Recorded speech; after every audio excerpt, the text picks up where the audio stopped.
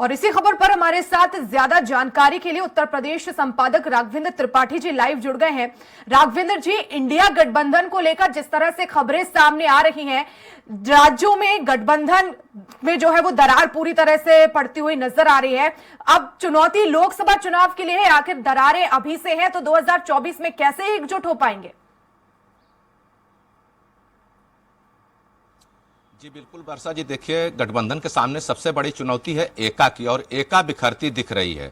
हालांकि जब गठबंधन की बात हुई तो पटना में, बेंगलौर में और मुंबई में बैठकें की गई थी और एक स्वर से सभी विपक्षी दलों ने सपा, कांग्रेस, तृणमूल कांग्रेस, राजपा, शिवसेना, उद्धव ठाकरे गुट, इन सभी ने कहा था कि हम एक साथ रहेंगे, मोदी को सत्ता से बेदखल करेंगे। लेकिन इसी बीच जब से मध्य प्रदेश, छत्तीसगढ़, राजस्थान के चुनाव हो रहे हैं, सीट बंटवारे को लेकर आपस में कहीं न कहीं तंज चल रहा है सभी दलों में। और खास तौर से समाजवादी पार्टी की अगर बात करें तो उत्तर प्रदेश में कांग्रेस समाजवादी पार्टी के भरोसे थे, लेकिन अब मामला बिगड़ता दिख रहा है। क्योंकि जिस तरह से कांग्रेस के केंद्र नेतृत्व ने उनको मध्य प्रदेश में बहुत तवज्जो नहीं दी, तो अखिलेश यादव उत्तर प्रदेश में विपक्ष में सबसे बड़ी पार्टी है उत्तर प्रदेश में, और कांग्रेस यहां 32 सालों से सत्ता से बेदखल है, उसका संगठन भी बहुत नहीं है। लेकिन दोनों में लड़ाई शुरू हो गई है, चाहे प्रदेश अध्यक्ष अजय राय हो, चाहे समाजवादी पार्टी के अखिलेश यादव मुखिया जो हैं, इनके बीच अब यहां तक बात हो गई है कि कांग्रेस होल्डिंग लगा रही है कि 24 में राहुल गांधी की बारी, 27 में अजय राय कर रहे हैं तैयारी। तो अगर उत्तर प्रदेश में कांग्रेस सपा का गठबंधन होता है 27 के चुनाव को भी देखते हुए, 2024 में चलिए मान लीजिए अखिलेश यादव से गठबंधन होता है, 10-5 सीट कांग्रेस को देती है, चुनाव लड़ती है, लेकिन 27 तो अखिलेश यादव खुद सीएम बनना चाहते हैं। वैसे में अगर अजय राय जो प्रदेश अध्यक्ष है कांग्रेस से, इनको सीएम बनाने की कांग्रेस तैयारी कर रहे हैं, तो निश्चित तौर पर कहीं न कहीं समाजवादी पार्टी और कांग्रेस आमने सामने है। और जिस तरह से समाजवादी पार्टी का जो बेस वोट बैंक है दलित, मुस्लिम और यादव पे कांग्रेस ने फोकस भी कर दिया है। उनके नेता आजम खान जेल में बंद हैं, उनसे मिलने गए थे अजय राय, लेकिन मुलाकात नहीं हो पाई थी। तमाम पुराने कांग्रेसी नेताओं, समाजवादी पार्टी के नेताओं को कांग्रेस शामिल करा रही है जो अल्पसंख्यक समुदाय से आते हैं। अभी कुछ दिन पहले सहारनपुर के बड़े नेता हैं, उनको शामिल कराया गया। अब मामला बिगड़ता दिख रहा है, क्योंकि हर आदमी प्रधानमंत्री बनना चाहता, मुख्यमंत्री बनना चाहता था। ऐसे में कैसे गठबंधन हो पाएगा? नीतीश कुमार अलग तैयारी कर रहे हैं प्रधानमंत्री बनने की, ममता बनर्जी अभी कुछ खास बोल नहीं रही हैं, शरद पवार की चुप्पी भी सबको सता रही कि आखिर शरद पवार क्या चाहते हैं। ऐसे में अगर उत्तर प्रदेश जहां 80 सीटें लोकसभा की हैं, यहां पे बात बिगड़ती है तो निश्चित तौर पे कहीं न कहीं विपक्षी गठबंधन को धक्का लगेगा। क्योंकि अगर 80 सीटों में से समाजवादी भारतीय जनता पार्टी पिछली बार 64 सीटें जीती थी, फिर उपचुनाव में 2 सीटें और जीत गई, तो कुल मिला के इसका एक छत्र राज रहा है उत्तर प्रदेश में। अगर उत्तर प्रदेश में खाली मैदान भारतीय जनता पार्टी को मिल जाएगा तो हमें नहीं लगता कि जो मोदी को हटाने का सपना विपक्ष देख रहा है वह पूरा कर पाएगा। बिल्कुल, और इसके लिए जरूरी है कि समाजवादी पार्टी, कांग्रेस, बसपा चुनाव में मनमुटाव पार्टियों में देखने को मिल रहा है, और ऐसे में बड़ी चुनौती होगी लोकसभा चुनाव में, क्योंकि उस मनमुटाव का असर लोकसभा चुनाव में भी देखने को मिलेगा। और सबसे अहम बात कि अगर इंडिया गठबंधन कितनी सारी मीटिंग हुई है, लेकिन उसमें यह स्पष्ट नहीं हो पाया कि वो लोकसभा चुनाव के लिए एकजुट हुए हैं या विधानसभा चुनाव के लिए। क्योंकि हाल ही में यह भी बयान आया, जिस तरह से अखिलेश यादव ने मध्य प्रदेश में उम्मीद की थी, वो उम्मीद उन्हें जो है वो नजर नहीं आई। तो ऐसे में कहीं ना कहीं इंडिया गठबंधन में भी आपसी सामंजस्य नहीं है कि वो ये स्पष्ट करें कि उन्होंने जो गठबंधन बनाया वो लोकसभा चुनाव के लिए भी है और या फिर विधानसभा चुनावों में भी है।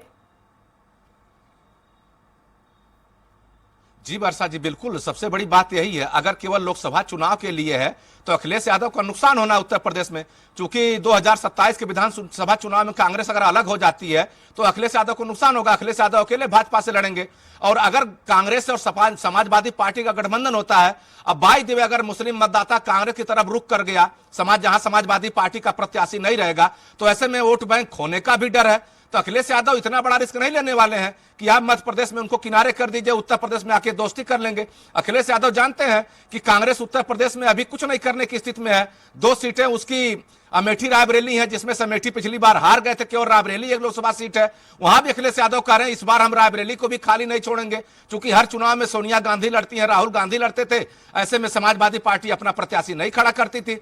लेकिन मनमुटाव की स्थिति यहां तक आ गई है कि अखिलेश यादव अजय राय को चिरकुट नेता कहते हैं, और वहीं पे कमलनाथ जी मध्य प्रदेश के बड़े नेताओं कहते हैं छोड़ो अखिलेश को। तो कहीं न कहीं एक तरह से तौहीन अपनी समझ रहे हैं अखिलेश यादव, और लगातार केंद्र नेतृत्व से बात करने की कोशिश भी कर रहे हैं, लेकिन केंद्र नेतृत्व से कोई स्पष्ट जवाब नहीं मिल पा रहा है खड़गे से बात करते हैं तो बताते हैं कि प्रियंका गांधी राहुल गांधी से बात करके हम आपको बताएंगे।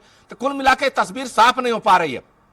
और उत्तर प्रदेश में भारतीय जनता पार्टी लगातार तैयारी में जुटी हुई है। अगर गठबंधन उत्तर प्रदेश में होता तो गठबंधन को तैयारी करनी पड़ेगी।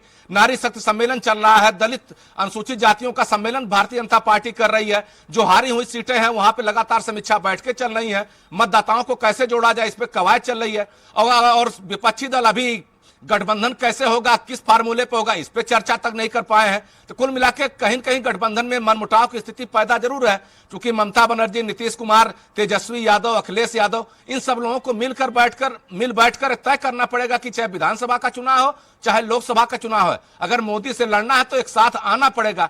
ऐसा नहीं कि एक युद्ध में आप अलग हो जाइए, दूसरे युद्ध में साथ आ जाइए, तो इसका परिणाम बहुत कुछ सामने नहीं आएगा। क्योंकि जो मुख्य विपक्षी पार्टी है, विपक्षी दलों की भारतीय जनता पार्टी, वह साम दाम दंड भेंट सभी हथियार अपना रही है। और जो विपक्षी खेमा, अखिलेश यादव हो चाहे कांग्रेस का नेतृत्व है, यह आपस में अपनी जो मतभेद है इनको सुलझा नहीं पा रहे हैं। तो कुल मिलाकर चुनौती बहुत बड़ी है विपक्ष के सामने, वो भी उत्तर प्रदेश जैसे राज्य में जहां पे भारतीय जनता पार्टी स्तंभ की तरह खड़ी है। योगी आदित्यनाथ लगातार कानून व्यवस्था और रोजगार को लेकर जनता के मैदान में है। वो अपनी पीठ ठोक रहे हैं कि हम जनता के बीच जाते हैं, जनता की सुनते हैं, जनता के लिए काम कर रहे हैं। मुफ्त खाद्यान्न योजना चल रहा है, घर घर सुलभ शौचालय योजना चल रहा है, प्रधानमंत्री आवास योजना चल रहा है। तो आखिर भारतीय जनता पार्टी को कैसे रोकेंगे? पहले इन लोगों को बैठ के तय करना पड़ेगा कि हम साथ हैं या साथ नहीं है तो अकेले तैयारी करनी पड़ेगी, साथ हैं तो मिलकर तैयारी करनी पड़ेगी। ऐसा नहीं कि मध्य प्रदेश में साथ नहीं रहेंगे, उत्तर प्रदेश में साथ हो जाएगा, यह बहुत दिन नहीं चलने वाला है। समाजवादी पार्टी भी जानती है कि कांग्रेस बाई द वे अगर गठबंधन होता तो उसका दलित बिल्कुल राघवेंद्र जी, तो अब देखना होगा क्योंकि जिस तरह से लोकसभा चुनाव नजदीक आते जा रहे हैं, वैसे ही इंडिया गठबंधन के सामने चुनौतियां भी तेज रफ्तार से उनके सामने आ रही हैं। दिल्ली तक जाना है, दिल्ली का रास्ता तय करना है, तो अब ऐसे में देखना होगा किस तरह से रणनीति अब बनाई जाएगी। क्या ये स्पष्ट हो पाएगा? जो चेहरे साथ खड़े हैं क्या उनमें आपसी मतभेद नहीं होंगे, सामंजस्यता बनानी होगी? तो ये तमाम चुनौतियां हैं, देखना होगा किस तरह से इंडिया गठबंधन का आगे जो है वो रणनीति रहेगी। फिलहाल शुक्रिया तमाम जानकारी के लिए राघवेंद्र जी।